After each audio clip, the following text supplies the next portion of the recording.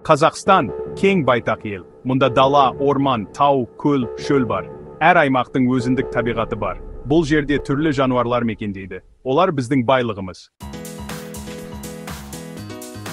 Өкінішке орай, кейбір жануарлар жойылып барады. Олардың саны азайып, тіршілік етуіне қауіп төніп тұр. Бұл мәселеге көңіл бөлуіміз керек. Қазақстанда сирек кездесетін жануарларды қорғау үшін қызыл кітап жасалған. Бұл кітапта жойылып бара жатқан жануарлардың тізімі бар.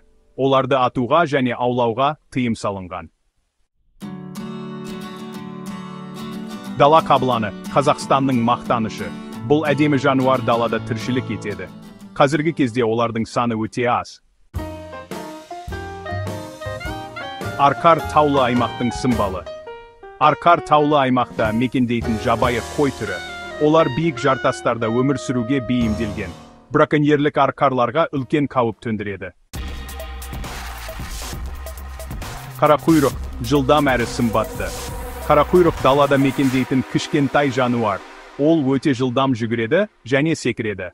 Қарақұйрықтардың саны да азайып келеді.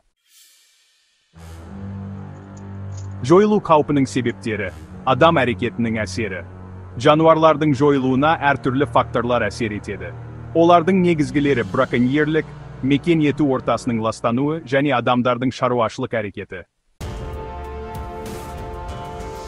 Жануарларды қалай қорғауға болады?